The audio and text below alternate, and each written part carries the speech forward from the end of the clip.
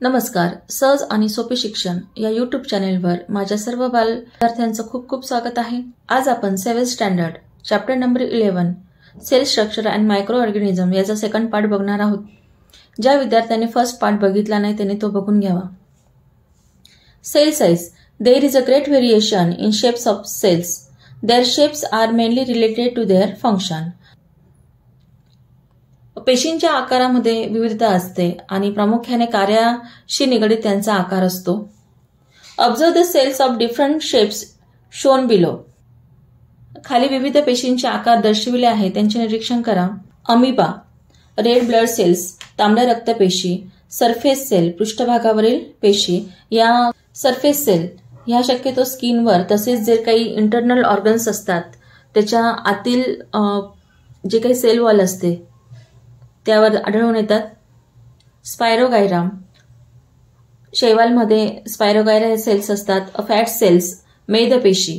मग स्किन खाली under the skin, मग स्किन खाली फॅट सेल्स असतात. अँड एग सेल, अंडपेशी. फिमेलमधील युटेरस या ऑर्गनमध्ये एग सेल्स असतात. A bone cell. आपली काही स्केलेटन सिस्टीम ही बोन सेलची बनलेली आहे म्हणजे असतात पेशी. मसल सेल म्हणजे स्नायूपेशी. मस्क्युलर सिस्टीम ही मसल सेलची बनलेली आहे. Nerve cells, neuron.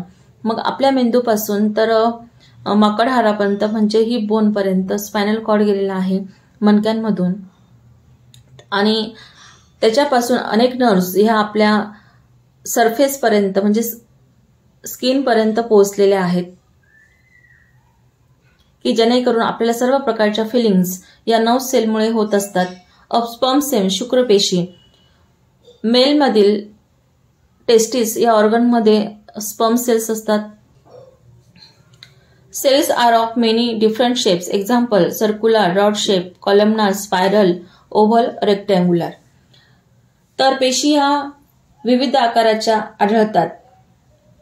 सर्क्युलर म्हणजे गोलाकार, रॉड शेप म्हणजे दंडाकार, कॉलमनार स्तंभाकार, स्पायरल सर्पिलाकार, ओव्हल म्हणजे अंडाकृती, रेक्टँग्युलर म्हणजे आयताकृती आकाराच्या पेशी असतात. आपण वरती बघितलंच ते. Each cell contain various components. मग प्रत्येक पेशीमध्ये वेगवेगळे घटक असतात. कशासाठी बघा.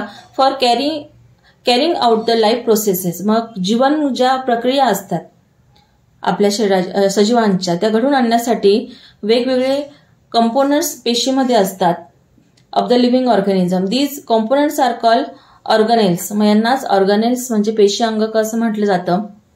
These organelles are studied in detail with the help of the electron microscope. मग लक्षात ठेवायचं ज्यावेळेला सेलचा ऑब्झर्वेशन करायचं असतं त्यावेळेला कंपाऊंड मायक्रोस्कोपचा वापर केला जातो आणि सेल ऑर्गनेल्सचा निरीक्षण करण्यासाठी इलेक्ट्रॉन मायक्रोस्कोपचा उपयोग केला जातो. Which can magnify images up to 2 × 10⁹ 2 billion times their actual size. मग इलेक्ट्रॉन मायक्रोस्कोपमध्ये त्या ऑर्गेनेलची साईज ही जवळजवळ 2 × 10⁹ म्हणजे 2 बिलियन पटीने आपल्याला जी काही मूळ प्रतिमा असेल त्याच्या तितक्या 2 बिलियन पटीने आपल्याला ती दिसत असते. There are 2 main types of cell, animal cells and plant cell. मग प्लांट सेल म्हणजे वनस्पती पेशी आणि प्राणी पेशी अशी पेशींचे 2 प्रकार आहेत. This cell consist of various types of membrane bound cell organelles. मग या पेशी पटलांच्या साहाय्याने बनलेल्या विविध अंगकांच्या अंतर्भावाने तयार झालेल्या असतात. ज्या काही सेल्स असतात मग त्याच्यामध्ये जे काही ऑर्गेनेल्स असतात पेशी अंगकी असतात की ते मेम्ब्रेन बाउंड असतात. Plant cells have a definite shape due to presence of cell wall around them. Plant cell आपल्याला पुढे बघायचंच आहे. बघा या ठिकाणी प्लांट सेल आहे. ही सेल वॉल असल्यामुळे याला डेफिनेट शेप आहे आणि अॅनिमल सेलला मात्र सेल मेम्ब्रेन असतं, पातळ लेअर असतो तो outer cover. Plant cell have a definite shape due to presence of cell wall around them. मग प्लांट सेलला आपण बघितलंच की सेल वॉल असल्यामुळे तिला एक विशिष्ट आकार असतो. Beside unlike animal cell, plant cell contain single large vacuoles. तर ह्या प्लांट सेलमध्ये एक सर्वात मोठी अशी व्हॅक्युल्स असते, रिक्तिका असते. All these cells are known as eukaryotic cells. मग या सर्व पेशींना दृश्य केंद्रकी पेशी असं म्हटलं जातं. तर आता आपण प्लांट सेल आणि अॅनिमल सेल यांचं निरीक्षण करून घेऊ. परीक्षेला या दोघीही फिगर विचारल्या जातात काढायला सुद्धा आणि त्यांची नावं सुद्धा द्यायची आहेत तुम्हाला. क्लोरोप्लास्ट म्हणजे हरित लवक, की यामुळेच पेशीला म्हणजे प्लांट पेशीला हा हिरवा रंग प्राप्त झालेला असतो आणि याच्यामुळेच वनस्पती पेशी या फोटोसिंथेसिस करत असतात. Cell wall, it is the outer most covering. Free रायझोपम्स, दोघं सेल्समध्ये ते प्रेझेंट्स असतात. सेल मेम्ब्रेन, दोघेही सेल्समध्ये असतात, फक्त प्लांट सेलमध्ये ते आतील बाजूला असतात. गोल्जी बॉडी या ठिकाणी यांचं फंक्शन काय आपल्याला पुढे जाऊन बघायचंच आहे. न्यूक्लियस, दोघंही पेशीमध्ये न्यूक्लियस असतं, so they are called as eukaryotic cells. Around them endoplasmic reticulum, बघा एंडोप्लाझ्मिक रेटिक्युलम म्हणजे आंतरद्रव्य जालिका, याचं जाळं पसरलेलं असतं. व्हॅक्युअल्स आहेत, प्लांट सेलमध्ये ती लार्ज असते, त्यामुळे ॲनिमल सेलमध्ये ती छोटी असते. एक्सक्रिशन हे त्यांचं मेन फंक्शन आहे. मिटोकॉन्ड्रिया, बघा या ठिकाणी इट इज द एनर्जी और पॉवर हाऊस. मायटोकॉन्ड्रिया हा एनर्जी देण्याचं काम करत असतो. सायटोप्लाझ्मा, सायटोप्लाझ्मामध्ये सर्व सेल ऑर्गॅनेल्स हे स्कॅटर्ड म्हणजे पसरलेले असतात. The cell has 4 main parts: cell wall, cell membrane, cytoplasm and cell organelles. मग पेशीचे हे 4 मुख्य प्रकार आहेत, त्यांचा आपण अभ्यास करू. सेल वॉल म्हणजे पेशीभित्तिका. The cell wall is the outer most covering of the cell. मग पेशीचे सर्वात बाहेरचे आवरण आहे ते. It is present only in plant cell. मग ते केवळ फक्त वनस्पती पेशींमध्येच असतं. प्लाझ्मा मेम्ब्रेन म्हणजे पेशीपटल. The plasma membrane also called the cell membrane. मग यालाच पेशीपटल देखील म्हटलं जातं. Is a kind of thin covering, अत्यंत पातळ असं कव्हरिंग असतं. It is extremely delicate and flexible, ते नाजूक आणि लवचिक असतं. It is the outer most covering of the animal cell. मग प्राणी पेशींमधील सर्वात बाहेरील आवरण असतं ते. सायटोप्लाझ्मा, पेशीद्रव्य. The liquid part in the cell present around the nucleus is called cytoplasm. मग केंद्रकाभोवती जो काही पातळ पदार्थ असतो त्याला सायटोप्लाझ्मा म्हणजे पेशीद्रव्य असं म्हटलं जातं. It occupies the space between plasma membrane and nucleus. मग आउटर मोस्ट जे कव्हरिंग असतं, ॲनिमल सेल असेल किंवा प्लांट सेल, यांच्यामध्ये प्लाझ्मा मेम्ब्रेन आणि न्यूक्लियस यांच्या भोवती ते पसरलेलं असतं. Cell organelles are scattered in the cytoplasm. मग सायटोप्लाझ्मामध्ये पेशी अंगके हे पसरलेले असतात.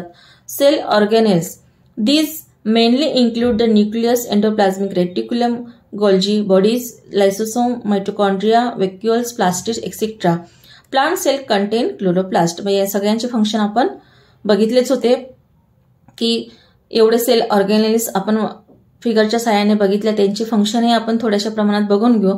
तुमची इयत्ता जशी जशी वाढत जाईल, स्टँडर्ड जसं जसं वाढत जाणार आहे, तसं तसं प्रत्येक सेल ऑर्गॅनेल्सचं तुम्हाला डीपमध्ये माहिती ही प्रत्येक इयत्तेमध्ये ती वाढत जाणार आहे. Which are the common components of plant and animal cell, which are the different ones. वनस्पती आणि प्राणी पेशींमधील समान तसे वेगवेगळे घटक कोणते आहेत ते सांगा. याविषयी माहिती घेऊ आपण. The nucleus is the most important organelles of the cell. केंद्रक हा सर्व पेशींचा मुख्य अंगक आहे. देर इज अ पोरस डबल मेम्ब्रेन अराउंड इट. मग त्याच्या भोवती सच्छिद्र असं पटल असतं. The nucleus control all function of the cell. मग न्यूक्लियस पेशीचे सर्व कार्य नियंत्रित करत असतो. The endoplasmic reticulum is a sprawling net like organelles. मग हे एक विस्तृत असं आंतरद्रव्य जालिका केंद्रकाभोवती पसरलेली असते. Its function is to make necessary changes in the proteins produce by the ribosome. मग रायबोझोम जे असतात त्याच्यामध्ये जे काही प्रोटीन्स असतात त्याच्यामध्ये चेंजेस घडवून आणण्याचं कार्य. Golgi bodies are made up of several fat cells. मग ह्या अनेक चपट्या पिशव्यांनी तयार झालेल्या असतात.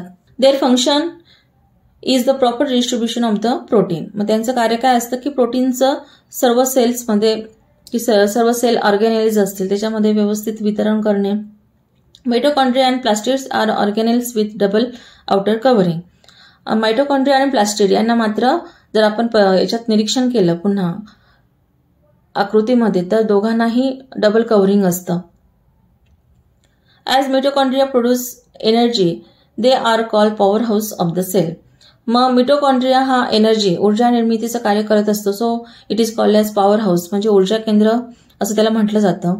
The chloroplast in plant cells carry out the function of photosynthesis. मग वनस्पती स्वतःचं अन्न स्वतः तयार करत असतात प्रकाश संश्लेषण या क्रियेमार्फत, कारण त्यांच्यामध्ये क्लोरोप्लास्ट असतात, हरितलवक असतात. Vacuoles helps to throw out waste product of the cells. मग व्हॅक्युअल्स म्हणजे रिक्तिका, वनस्पतींमध्ये जे काही वेस्ट प्रॉडक्ट वायू स्वरूपात निर्माण झालेलं असतं कार्बन डायऑक्साईडच्या स्वरूपामध्ये ते बाहेर फेकण्याचं कार्य रिक्तिका करत असतात. Vacuoles in animal cells are small whereas there is only one large vacuoles in plant cell. मग एनिमल सेलमध्ये काय असते, व्हॅक्युअल कशी असते, लहान असते, तर प्लांट सेलमध्ये कशी असते, ती मोठी असते. Use your brain power. हे क्वेश्चन यांची तयारी करून ठेवत चला. How do the cell acquire definite shape. Answer बघा, the cell acquire definite shape due to their cell wall and plasma membrane. मग पेशीभोवती जो काही पेशीभित्तिका किंवा प्लाझ्मा मेम्ब्रेन असते, पेशीपटल असतं, यांच्यामुळे त्यांना विशिष्ट असा आकार प्राप्त झालेला असतो. Second, how was cell protected. मग पेशींचं संरक्षण कसं होतं बघा, तर हे जे काही प्लाझ्मा मेम्ब्रेन आणि सेल वॉल असतं याच्यामार्फतच पेशींचं संरक्षण होत असतं बघा. त्याचा answer 1, the plasma membrane does not allow unwanted substance to enter the cell. Second, the cell wall of the plant cell also protect the cell. What are the need of the cell? मग पेशींच्या सुद्धा काय गरजा असतात बघा. Cells need oxygen, nutrients and water. मग पेशींना सुद्धा ऑक्सिजन, पोषक द्रव्य तसेच पाण्याची आवश्यकता असते. Microorganism. Let's recall. 1. What is mean by microorganism. Microorganism म्हणजे सूक्ष्मजीव. लेट्स रिकॉल, थोडे आठवा. 1. What is mean by microorganism. सूक्ष्मजीव म्हणजे काय.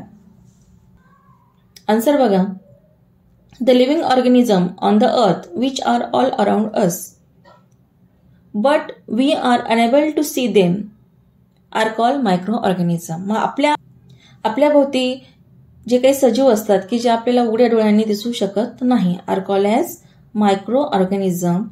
दे can be seen only under compound microscope. मग संयुक्त सूक्ष्मदर्शकाखालीच आपण त्यांना बघू शकतो.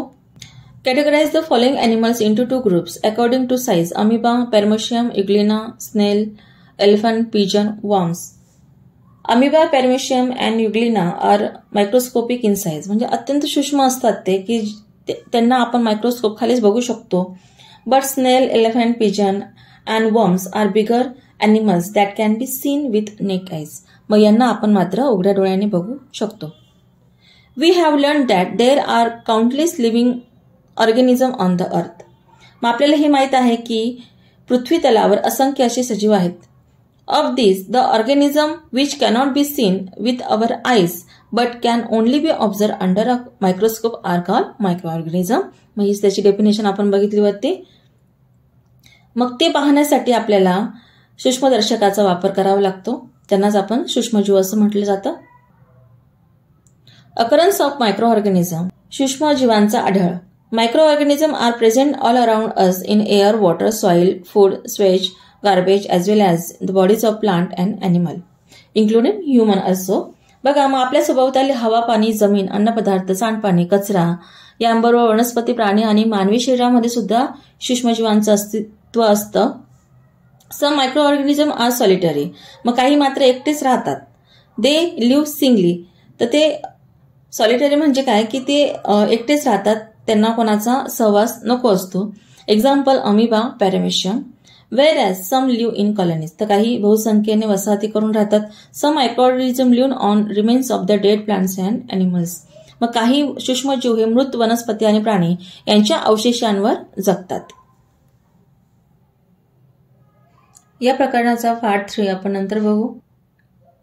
ज्या विद्यार्थ्यांनी अजूनही माझ्या या चॅनलला सबस्क्राईब केलं नसेल त्यांनी कृपया सबस्क्राईब करा, लाईक करा, शेअर करा, कमेंट्स करा आणि व्हिडिओ बघितल्याबद्दल खूप खूप धन्यवाद.